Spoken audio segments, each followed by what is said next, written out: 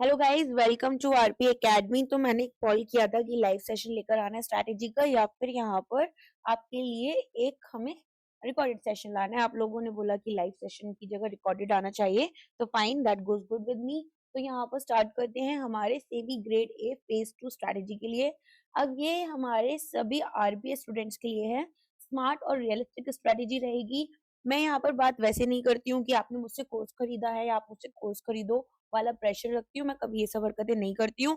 तो अभी भी स्ट्रैटेजी सभी स्टूडेंट्स के लिए रहेगी, irrespective that you have been the part of our paid courses और नॉट। ओके, तो चलिए स्टार्ट करते हैं। अब यहाँ पर ये जो स्ट्रैटेजी बनाई है, ये मैंने आपकी साइकोलॉजी, स्टूडेंट साइकोलॉजी होती है, उसको समझ कर बनाई है।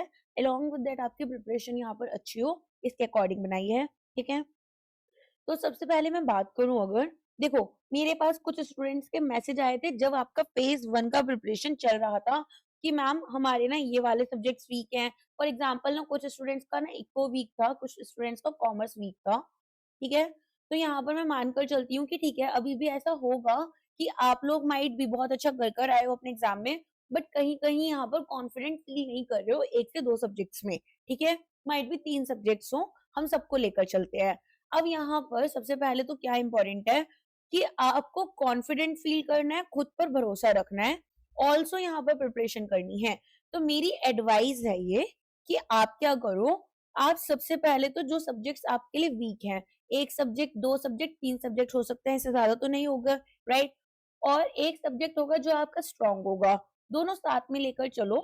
वीडियोस दोबारा से स्टार्ट करो पढ़ना, पढ़ोगे, डाउट्स भी आएंगे, चीजें भी आएंगी, कोई दिक्कत नहीं है।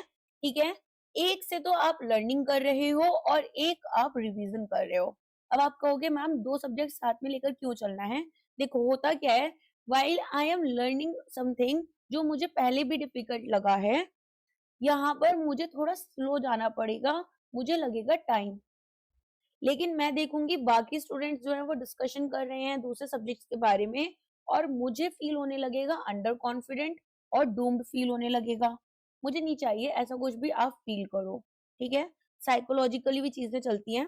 तो अगर मान लो एक सब्जेक्ट रिवीजन हो गया, लेट अस से मैनेजमेंट आसान है, मैनेजमेंट आप लोगों ने रिवाइज कर लिया, तो आपके दिमाग में एक चीज रहेगी कि चलो एटलीस्ट मेरा मैनेजमेंट जो है वो मैंने एक बार और रिवाइज कर लिया है, अब तो बस क्विक रिवीजन करना है। और अगर मैं बात करूँ लर्निंग्स की, तो यहाँ पर मुझे थोड़ा स्लो जाना पड़ेगा, थोड़ा ध्यान से याद करना पड़ेगा, वो पेन पेपर लेकर बैठना पड़ेगा, तब मैं चीजों को खुद भी नोट डाउन करूंगा, इररिस्पेक्टिव कि मेरे पास पीडीएफ कोर्सेज हैं नहीं है। ये पीडीएफ वीडीएफ के चक्करों में अब मत पढ़ना। फेज 2 है, बहुत सीरियस जाना होगा, मेंस लेवल का पेपर देने जा रहे हो, मेंस की तरह ट्रीट करना पड़ेगा, अपना दिमाग वैसा रखना पड़ेगा। ठीक है, अब यहाँ पर इस सब्जेक्ट की लर्निंग कर रहे हो, थोड़ा स्लो जाओगे, एक सब्जेक्ट की लर्निंग कर रहे हो रिवीजन में, आप यहाँ पर थोड़ा क्विक रह सकते हो। फाइन, तो यहाँ पर जो सब्जेक्ट्स आप जहाँ पर वीक फील करते हो उनको लर्न करना शुरू करो, लेकिन जिनमें आप ऑलरेडी स्ट्रांग हो उनका रिवीजन बंद नहीं करोगे। 2 सब्जेक्ट्स एट अ टाइम लेकर चलना पड़ेगा। इससे क्या होगा कि यहाँ पर आप अंडर कॉन्फिडेंट जब फील कर रहे थे अपने वीक सब्जेक्ट्स के लिए, तो भी यहाँ पर आपको क्या होगा, थोड़ा कॉन्फिडेंस बिल्डअप होने लगेगा। ऑल्सो जब हमारे कोई स्ट्रॉन्ग सब्जेक्ट्स होते हैं, मुझे लगता है यार मुझे तो सब आता है, कर कर भी कुछ ना कुछ गैप्स रह जाते हैं हमारी प्रिपरेशन में, उन गैप्स को हम खत्म कर देंगे। फाइन, अब यहाँ पर एक पैरेलल अप्रोच हमारी थोड़ी सी ज्यादा इंपॉर्टेंट होती है, ताकि डूम्ड भी फील नहीं करें किसी एक सब्जेक्ट को लेकर, और कॉन्फिडेंस हमारा इंटैक्ट रहे, जैसा मैंने बताया। दूसरा आता है आपका मॉक्स। मॉक्स नॉन नेगोशिएबल हैं। आरपी एकेडमी पर बहुत सस्ते मॉक्स रखे हैं, लेकिन यहाँ पर ना लास्ट टाइम भी सस्ते मॉक्स थे, तो कुछ स्टूडेंट्स ने ना पर्सनली मैसेज कर कर बोला मैम मॉक्स बहुत सस्ते हैं, तो क्या ऐसा तो नहीं है क्वालिटी खराब है? देखो, क्वालिटी खराब नहीं है, उसको सस्ता रखने का एक सिंपल सा रीजन है कि मुझे बहुत ज्यादा महंगी चीजें नहीं बेचनी है, मुझे बहुत ज्यादा ऐसा नहीं करना है, मतलब ये मेरा सिंगल सोर्स ऑफ इनकम तो नहीं है डेफिनेटली। ठीक है, और मेरी टीम के लिए है डेफिनेटली, तो ये उनके लिए काम आता है। टिल डेट मैंने, सच बता रही हूँ मैं आपको, केवल 5,000 रुपीज आरपी अकेडमी से लिए हैं, केवल 5,000 रुपीज अभी तक जितना भी हमने अर्न किया है। ठीक है, अपने पर्सनल एक्सपेंसेस के लिए, दैट टू वो मुझे कुछ और काम के लिए चाहिए थे, तो मैंने लिए थे। बट इसके अलावा मैंने कभी कोई पैसा नहीं लिया, तो मेरे वो वाली माइंड सेट थोड़ी कम है। हम यहाँ पर आपको 10 फुल लेंथ मॉक टेस्ट देंगे अगर आप हमारी टेस्ट सीरीज खरीदते हो, बट क्वालिटी सेम रहेगी, सिंपल सी बात है। बाकी कोचिंग इंस्टीट्यूट्स भी हैं, आपको लगता है कि नहीं यार आरपी एकेडमी नया है एक्सेट्रा एक्सेट्रा, व्हाटएवर अगर आपको फील हो रहा है कहीं और से खरीद लो, बिना मॉक्स के मत जाना, बिना मॉक्स के मत जाना। करियर का सवाल है, थोड़े से पैसे खर्च होंगे कर लेना, कहीं से भी खरीदो कुछ भी करो वो आपकी मर्जी है, मैं उन चीजों में नहीं जा रही, ठीक है। बस ये आपके फेज 2 की प्रिपरेशन का मोस्ट इम्पॉर्टेंट पार्ट है, तो यहाँ पर इनको बहुत सीरियसली लेना है, बहुत अच्छे से इनको करना है। देखो, एक होता है कुछ स्टूडेंट्स क्या करते हैं कि मॉक्स को स्टार्ट किया, एंड करा और एनालाइज करा। आपको ये नहीं करना, आपको मॉक प्रॉपर अटेम्प्ट करना है।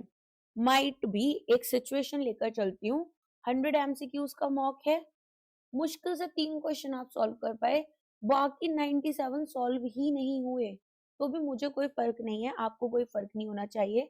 आपने 97 क्वेश्चंस पढ़े हैं, 97 कॉन्सेप्ट आज आप ये जानते हो कि मुझे नहीं आते, बट जब मैं इनकी एनालिसिस करूंगा, इनको एनालाइज करने बैठूंगा या बैठूंगी, तो मेरे 97 कॉन्सेप्ट आज तैयार हो जाएंगे, इस बात पर मुझे भरोसा है, ठीक है। तो हर एक मॉक को, अगर आप हमारी मॉक टेस्ट सीरीज ले रहे हो या कहीं और से लेते हो, each and every mock has to be attempted, कोई भी स्किप नहीं करना। अब यहाँ पर एक मॉक 1 आवर का काम नहीं होगा, पहले मॉक दो, मॉक देने में कितना टाइम दिया, कितनी सीरियसनेस रखी, एग्जाम लेवल की सीरियसनेस, मॉक देने के बाद कितनी सीरियसनेस रखी, एग्जाम से 10 गुना ज्यादा सीरियसनेस। क्यों? क्योंकि ये प्रिपरेशन है, एनालिसिस करोगे, देखोगे आंसर्स जहां गलत हुए वहां गलत क्यों हुए, कौन कौन सी कॉन्सेप्चुअल गैप्स थे, क्लैरिटी नहीं थी, कौन से वीक एरियाज है, भाई कोई सब्जेक्ट है कोई टॉपिक है वही पूरा का पूरा वीक है, क्वेश्चन उतना टफ नहीं था बट मुझे ही नहीं आता था ये वाला कॉन्सेप्ट या ये वाला टॉपिक। मिस्टेक्स को एक पेन और पेपर से लेकर बैठोगे, लिखोगे कि यहाँ पर ये चीजों में ये गैप्स आ रही हैं, ठीक है, और अपने लर्निंग पॉइंट्स को लिखोगे ताकि कुछ भी गैप्स नहीं रहे।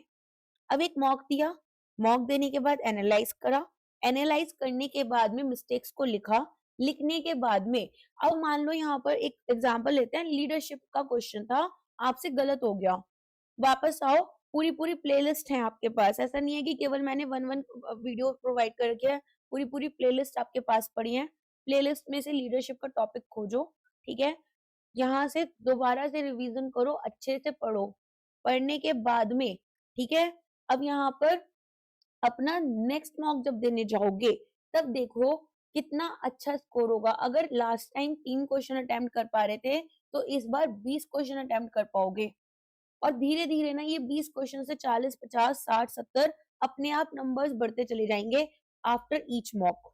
तो यहाँ पर एवरेज स्कोर से आपके फाइनल सिलेक्शंस आएंगे, स्कोर्स लो भी हो सकते हैं, स्कोर्स हाई भी हो सकते हैं, स्कोर्स आपके हैं, आप तक रहेंगे, ना आरपी एकेडमी बैठ रही है देखने के लिए, ना कोई और बैठ रहा है, हमें पेपर क्लियर करना है, हमें पता है ठीक है हो सकता है प्रिपरेशन फेज में बिल्कुल ही खराब परफॉर्म कर रहे हैं, बिल्कुल खराब, तो भी कोई दिक्कत नहीं है, अंडर कॉन्फिडेंट नहीं होना, हो सकता है बहुत अच्छा प्रिपेयर किया है और बहुत अच्छा स्कोर आ गया एक मॉक में, ओवर कॉन्फिडेंट नहीं होना, दूसरा मॉक देना है, तीसरा देना है, चौथा देना है, हर मॉक के साथ में डिफिकल्टी लेवल बढ़ती जाएगी, हर मॉक के साथ एक नई लर्निंग मिलेगी। तो चाहे अच्छा कर रहे हो चाहे खराब कर रहे हो, मॉक्स देने हैं, एनालाइज करना है, ऐसा कभी नहीं होता है कि 100 में से 100 क्वेश्चन सभी स्टूडेंट्स के करेक्ट हो गए, तो जो क्वेश्चन गलत है जहां गड़बड़ हुई है वो देखो।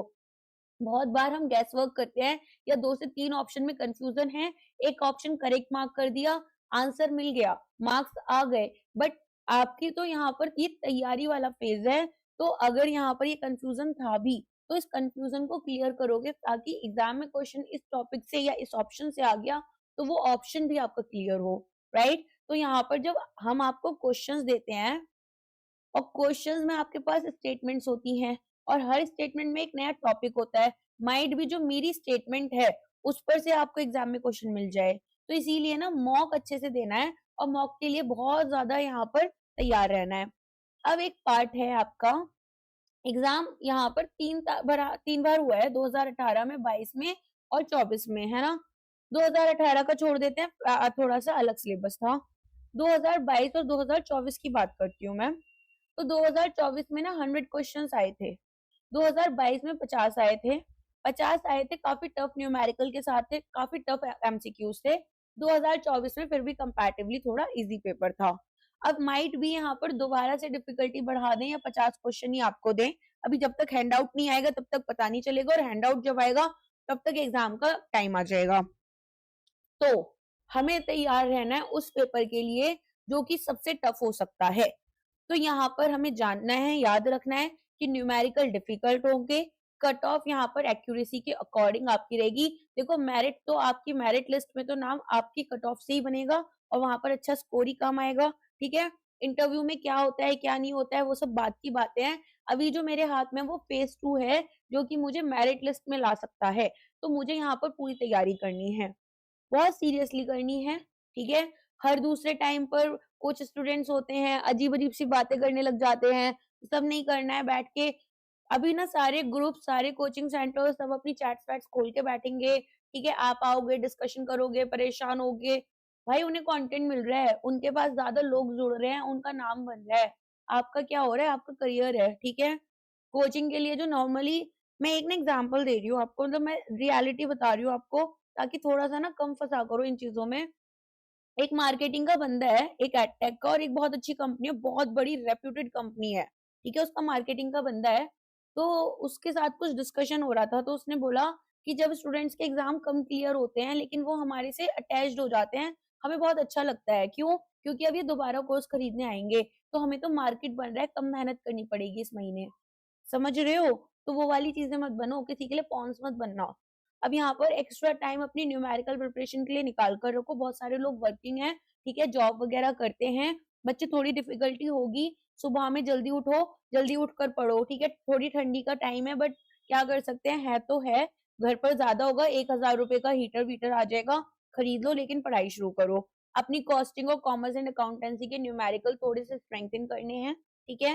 एंड यहाँ पर अंडर प्रेशर आप कैसे प्रैक्टिस कर सकते हो वो देखोगे। ये अभी मैं आपको बता रही हूँ, आपको क्या करना है, फिर मैम क्या कराएँगी वो भी बताऊँगी मैं। इंग्लिश डिस्क्रिप्टिव, ये आपका हिडन रैंक बूस्टर होता है। अच्छे स्कोर्स आ जाते हैं, बहुत अच्छे स्कोर्स आ जाते हैं तो बहुत मतलब आपकी ना एक हेडेक खत्म हो जाती है। तो क्या करना है, अच्छे एडिटोरियल्स होते हैं और इश्यू बेस्ड रीडिंग मटेरियल्स होते हैं जो कि आपको अच्छे यूपीएससी इंस्टीट्यूट जो होते हैं वो प्रोवाइड करते हैं। मैं एक दो का नाम ले देती हूँ आपको। तो आईएएस बाबा है, दृष्टि आईएएस है, इनके एडिटोरियल्स मिलते हैं ऑनलाइन, ठीक है, जाना नहीं पड़ेगा, एडिटोरियल्स मिलते हैं, उल्टा पढ़ना शुरू कर देना, ठीक है। जैसे अभी जनवरी चल रही है, जनवरी के इकोनॉमी वाले आप ना सिलेक्ट कर पाओगे वहां पर। उसमें आईएएस बाबा में तो कर ही पाते हैं, शायद इसमें भी कर लेते हैं, नहीं भी कर पाते हैं तो देख लेना। इकोनॉमी, सोशल इश्यूज, ठीक है। तो सोशल इश्यूज को इंडियन सोसाइटी के नाम से बोलते हैं यूपीएससी में। तो इसके आपको कुछ वो मिल जाएंगे, एसेज, ठीक है, एडिटोरियल्स। इनको जाना, अच्छे से पढ़ना। पढ़ने से क्या होगा, जो एसेज में टॉपिक्स लिख सकते हो वो आपके पास कंटेंट बनता चला जाएगा। तो अच्छे से इन एडिटोरियल्स को पढ़ो। फिर स्ट्रक्चर देखो, आर्ग्यूमेंट्स देखो कैसे रख रहे हैं, टोन्स देखो कैसे रखते हैं। अब यहाँ पर आप जब ऐसे लिखने जाते हो आपको न्यूट्रल होना पड़ेगा, किसी भी गवर्नमेंट के अगेंस्ट कुछ नहीं बोल सकते हो, ठीक है। आप प्रो हो, प्रो बीजेपी हो, प्रो कांग्रेस हो, प्रो नेशन हो, whatever you are whatever against them, nothing, कुछ इंपॉर्टेंट नहीं है। बहुत न्यूट्रल टोन्स रखने पड़ेंगे आपको, ठीक है। अनलेस अंटिल क्रिटिसाइज करने के लिए बोला ही गया है कि भाई क्रिटिकली यहाँ पर एनालाइज करो समथिंग, वो आएगा नहीं। अब यहाँ पर आपको सेबी डिस्क्रिप्टिव आंसर्स में इनको यूज करना है। अब क्या होता है, धीरे धीरे रीडिंग करती जा रही हूँ मैं, चीजें समझती जा रही हूँ, सीखती जा रही हूँ। तो जब मेरे को लिखने का टाइम आएगा ना अंडर प्रेशर, वो सारे पॉइंट्स ध्यान में आते जाते हैं, ठीक है। तो 10 में से 8 तो याद आ ही जाते हैं। तो स्ट्रक्चर्ड आंसर्स जब मैं कोई चीज रोज बहुत अच्छी, देखो अगर हम ऐसा बहुत दिन तक कुछ बहुत सुंदर देख रहे हैं और मैं हमने आईज क्लोज की, तो हमारी जो इमेजिनेशन होगी ना वो भी बहुत सुंदर कुछ बनाकर देगी। सेम चीज में अगर आपने एक स्ट्रक्चर्ड वे में उन एडिटोरियल्स को पढ़ा होगा, तो आपके जब आंसर्स लिखने का टाइम आएगा तो वो स्ट्रक्चर भी आपके आंसर्स में रिफ्लेक्ट होने लगेगा over the time. Neutrality maintain करनी है और क्लैरिटी अपनी इंप्रूव करनी है धीरे धीरे। ध्यान रखना टाइपोज नहीं हो, टाइपिंग एरर्स ज्यादा नहीं हो। स्पेशली कुछ बच्चे होते हैं जो कि मोबाइल में जब टाइपिंग करते हैं काफी ज्यादा शॉर्टकट में लिखते हैं, तो वो चीज उनकी टाइपिंग हैबिट बन जाती है, तो थोड़ा उस चीज का भी ध्यान रखना। प्रिसी राइटिंग की बात कर लेते हैं। तो अगर आप इसको वीकली करोगे तो ही एक गेम चेंजर बनेगा। एडिटोरियल खुद से पिक कर लो, न्यूज़पेपर की पीडीएफ मिल जाती है टेलीग्राम वगैरह पर, ठीक है। अगर नहीं मिलेंगी ना, मुझसे आकर अलग से पूछ लेना, मैं आपको बता दूँगी कहाँ पर आपको फ्री एडिटोरियल न्यूज़पेपर मिल जाते हैं, बट मैं खुद टेलीग्राम पर नहीं डाल पाऊँगी वरना स्ट्राइक आ जाएगी। तो वहाँ से आप देख सकते हो, या फिर आप एक न्यूज़पेपर खरीद लो, न्यूज़पेपर्स आते हैं वो खरीद भी सकते हो। तो द हिंदू के, इंडियन एक्सप्रेस के ले सकते हो, या सिमिलर न्यूज़पेपर के। इंडियन एक्सप्रेस और द हिंदू या बिज़नेस लाइन का क्या हेल्प होता है आपको, इंडियन एक्सप्रेस थोड़ी ईज़ी लैंग्वेज है, द हिंदू थोड़ी कॉम्प्लिकेटेड है। अब आप उनको खुद के अपने वर्ड्स में लिख सकते हो। फाइन। कंप्रेस करना शॉर्ट फॉर्म में। इंग्लिश डिस्क्रिप्टिव यहाँ पर अगर आप प्रैक्टिस कर रहे हो, तो मैं यहाँ पर बोलूँगी आप संडे को करो, संडे को मॉक दो, संडे को प्रैक्टिस करो, ठीक है?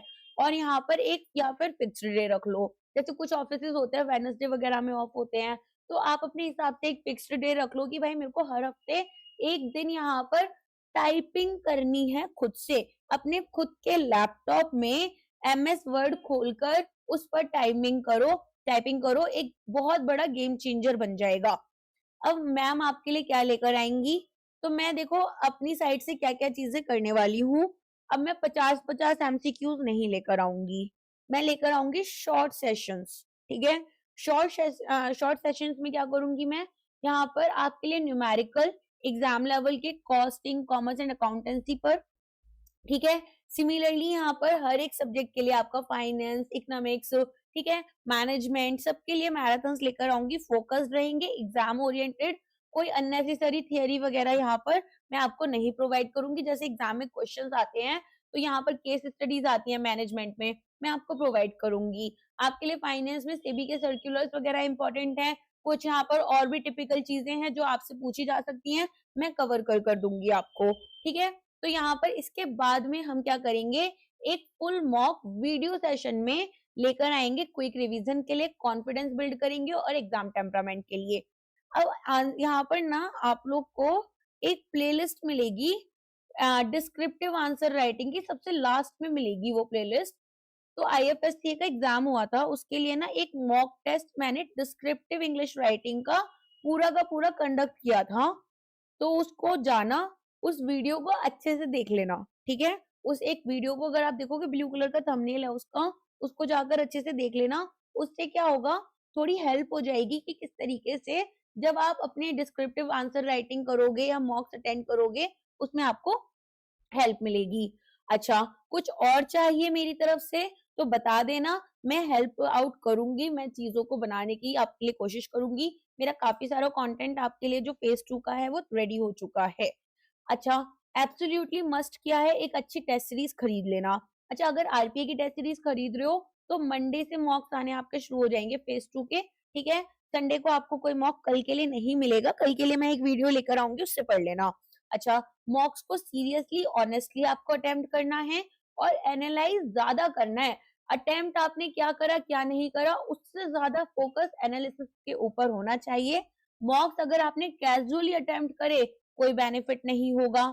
एनालाइज़ करा डीपली, अटेम्प्ट करा अच्छे से, तो फाइनल सिलेक्शन में आपका नाम आएगा, ठीक है? सेबी फेज़ 2 आपका इसके लिए नहीं है कि सब कुछ पढ़ लो, पर लेकिन यहाँ पर किसके बारे में है, अपने वीक एरियाज़ को समझो, मिस्टेक्स को फिक्स करो। आज भी एग्ज़ाम से काफ़ी लर्निंग्स खुद के लिए मिली होंगी, उनको देखो। मैं क्यों बार-बार कह रही हूँ ना, एक शॉर्ट ब्रेक लो, ये टेलीग्राम-वेलीग्राम बंद करो, क्योंकि खुद के बारे में ना खुद एनालाइज़ ही नहीं कर पा रहे हो अभी तक। जब तक खुद से नहीं समझोगे, खुद की मिस्टेक्स नहीं समझोगे, खुद के कन्फ्यूज़न नहीं समझोगे, खुद को कैसे स्ट्रॉन्ग बनाओगे? बाकी लोगों की बातें सुन-सुन कर ना इतना दिमाग के सब जगह, मतलब ऐसा हो जाता है ना कि इतना क्राउडेड हो जाएगा तुम्हारा दिमाग बाकी चीज़ों से, कि खुद की जो चीज़ें थी जहाँ पर फोकस करना था वो छूट जाएगा। अच्छा, कंसिस्टेंट रहना है, काम रहना है, प्रोसेस ट्रस्ट करना है। जैसे-जैसे समय बीतेगा स्ट्रेस बढ़ सकता है, ठीक है? एड्रेनालाइन रश होता है, थोड़ा-सा परेशान लगते हैं, कभी डर लगता है, बहुत सारी चीज़ें होती हैं, मत करना। और एक अगेन मैं ये चीज़ बोल रही हूँ, मैं बार-बार बोलती हूँ, सब जगह मत बताना फेज़ 2 देने जा रहे हो, फेज़ 1 हो गया है, क्योंकि लोग परेशान करते हैं। लोग इंटेंशनली, अनइंटेंशनली एनर्जीज़ देते हैं, जो नहीं चाहिए, ठीक है? तो प्लीज़ मत करना। अब यहाँ पर थोड़ा-सा डिस्कशन करेंगे, क्या हमारा फेज़ 1 और फेज़ 2 में क्रिटिकल डिफरेंस होता है। ये बहुत ही इन डेप्थ वेटेज के हिसाब से चीज़ें लेकर आई हूँ मैं। तो सबसे पहले तो जो फेज़ 2 है वो आपका 90 मिनट का होगा, ठीक है? जो कि 40 मिनट का आपका फेज़ 1 था। अब 100 मार्क्स के हमारे यहाँ पर वो आएँगे, ठीक है? क्या बोलते हैं, पूरा 100 मार्क्स का रहेगा। अब सेम नंबर ऑफ क्वेश्चन्स भी हो सकते हैं और माइट बी आपके 100 क्वेश्चंस भी हो सकते हैं। तो क्वेश्चंस यहाँ पर वन लाइनर्स तो होने वाले नहीं है, लेंथी न्यूमेरिकल, कॉस्टिंग और अकाउंटेंसी के रहेंगे। स्टेटमेंट बेस्ड क्वेश्चंस आपको कंपनीज एक्ट और इकोनॉमिक्स में मिलेंगे।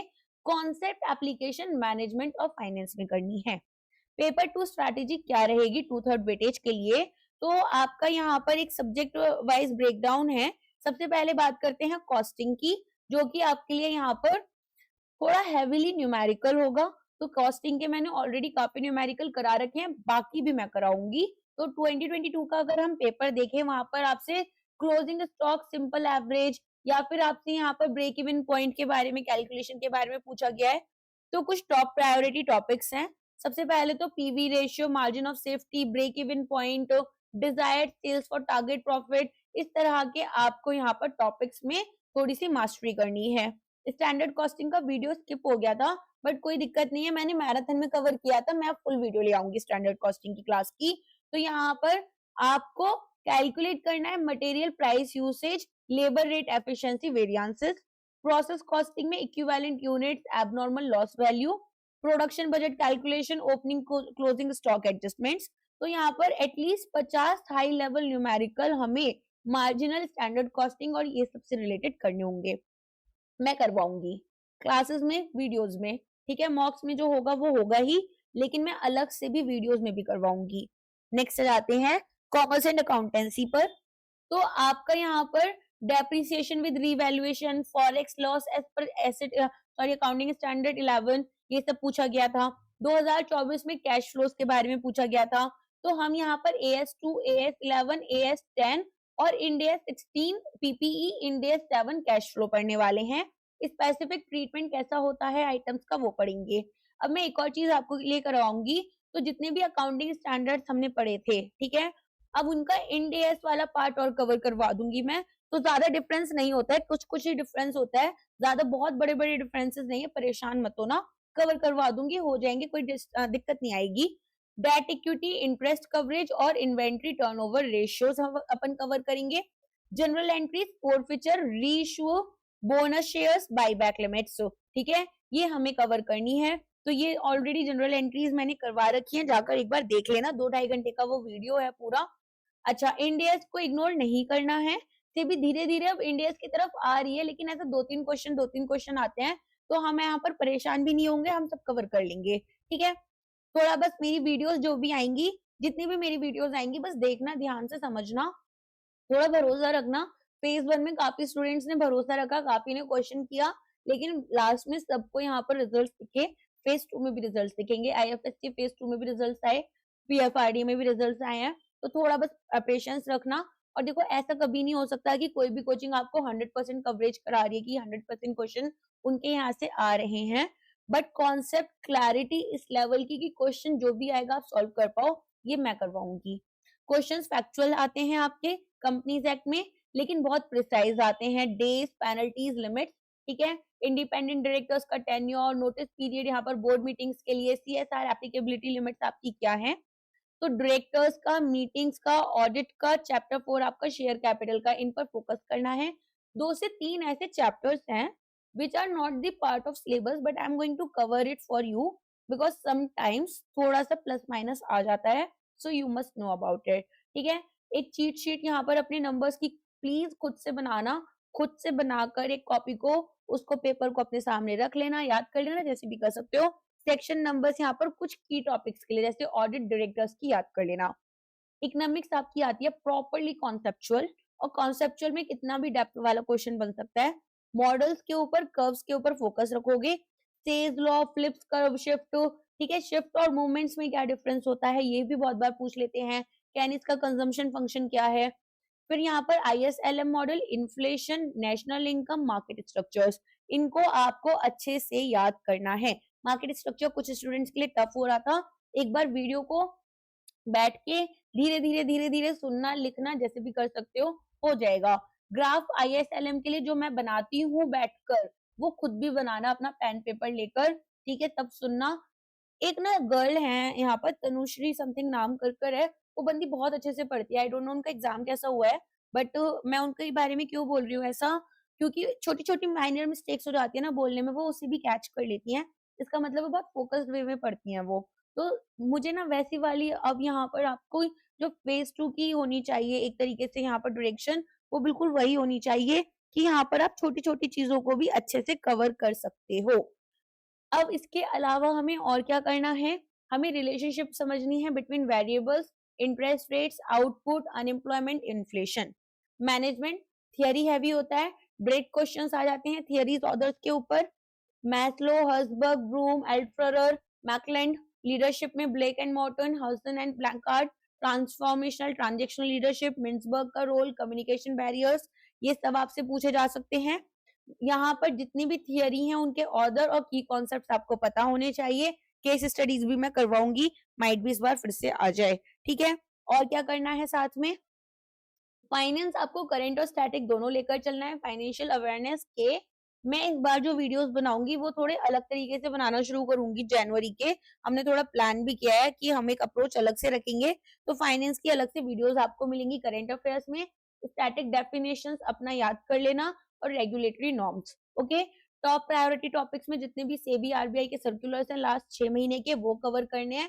तो इसे क्या करना ना, फाइनेंशियल अवेयरनेस की जितनी भी वीडियोस हैं उनमें ना स्टार्टिंग में हम क्या करते हैं, पहले आरबीआई के और फिर सेबी के सारे सर्कुलर्स कवर करते हैं। तो उनकी ना वीडियोस की हाफ हाफ पार्ट एटलीस्ट देख लेना। हर महीने में हम 2 वीडियोस लेकर आते हैं, उन दोनों वीडियोस को पूरा पूरा कवर कर लेना, मतलब हाफ हाफ पार्ट तक। आपको जहां तक लगता है कि यहाँ पर न्यूज कवर्ड है तो उससे आपको हेल्प हो जाएगी। मार्केट्स में डेरिवेटिव्स आपको पता होने चाहिए, primary market, ASBA, IPO, bonds, ये सब इंस्टीट्यूशंस के बारे में, सिडबी, एक्जिम, नबार्ड का क्या रोल है। सेबी की एनुअल रिपोर्ट की समरी एक बार देख लेना, और आरबीआई की फाइनेंशियल स्टेबिलिटी रिपोर्ट की समरी, ये मैंने अभी आपके दिसंबर वाले करंट अफेयर्स में कवर की है, ठीक है। और सेबी का भी रिपोर्ट यहाँ पर आप अच्छे से पढ़ लेना। अब यहाँ पर पेपर 1 इंग्लिश का जो रहता है 1/3, इसमें टॉपिक्स आपके किससे रिलेटेड रहेंगे, इकोनॉमी, टेक्नोलॉजी या फाइनेंस से रिलेटेड। जैसे कि अगर मैं बात करूं 2024 में ईएसजी नॉर्म्स आपके आए हैं, organisational culture, machine versus human, ठीक है। और क्या करना है आपको, इसके अलावा फॉर्डर मटेरियल यहाँ पर AI in finance, green economy, financial inclusion, mental health, इसके ऊपर तैयार कर लेना। बाकी मैं भी आप लोगों को प्रोवाइड करती हूँ, लेकिन सर ये शायद आपका पेड में रहता है, तो जो लोग ने हमारे कोर्सेज खरीद रखे हैं, टेस्ट सीरीज खरीद रखी है, उनको तो फ्री में ही मिलेगा। यहाँ पर स्ट्रक्चर में इंट्रो, बॉडी आपका प्रोस कॉन्स कंक्लूजन इस तरीके से होना चाहिए। प्रीसी आपकी 2024 में जो टॉपिक था वो गेमिंग इंडस्ट्री इवोल्यूशन था। वर्ड लिमिट आपको स्टिक करनी होगी, कॉपी नहीं करने हैं सेंटेंसेस, खुद के वर्ड्स में लिखना है और एक क्रिस्प टाइटल देना है।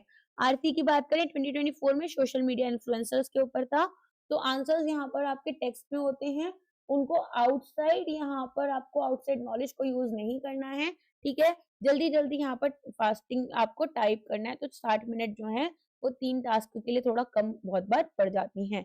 कोई और डाउट होता है तो वो पूछ लेना।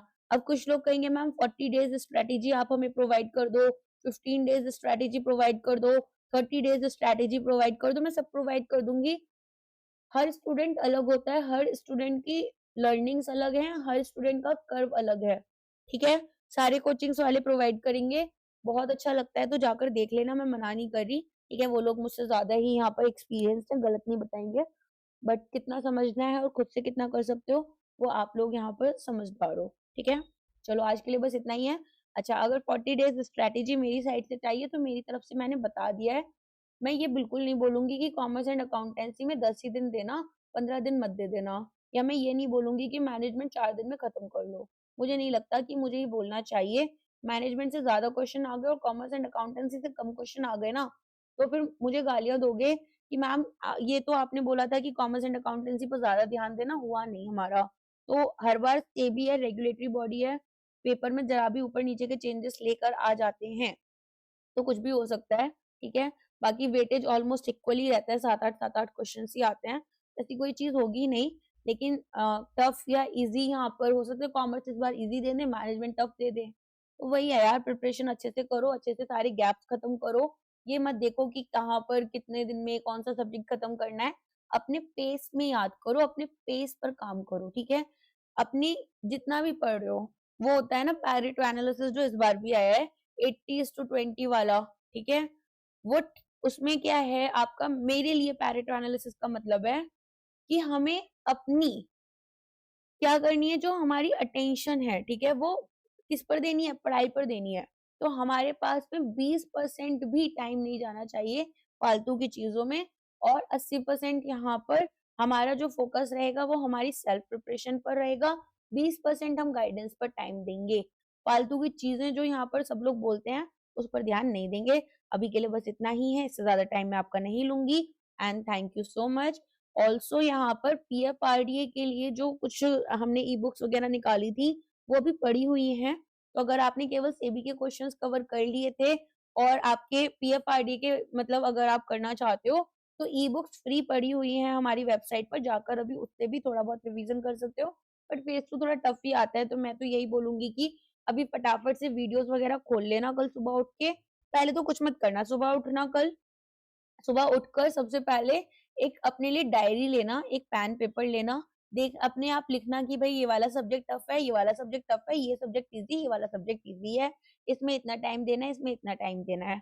फिर जाकर एक टेस्ट सीरीज खरीद लेना जहां से भी आपको खरीदनी हो। ओके, कोर्सेज वगैरह खरीदने हैं वो सब आपकी विश है, मैं मतलब एक चीज बता रही हूँ आपको। फिर उसके बाद में क्या करना है, दो सब्जेक्ट्स पकड़ लेना कि ये दो सब्जेक्ट्स मुझे पढ़ने हैं, और दोनों को तब तक पढ़ना है जब तक टॉपिक अच्छे से क्लियर नहीं हो जाता। कोई डाउट होता है तो टेलीग्राम पर कभी भी कनेक्ट कर सकते हो, आपको पता ही है। कमेंट सेक्शन में कमेंट कर सकते हो। अगर टेलीग्राम आपने नहीं रखा हुआ है, कोई दिक्कत नहीं है, ठीक है? चलो, अब मिलते हैं हमारे नेक्स्ट वीडियो में। आज के लिए बस इतना ही। Thank you so much.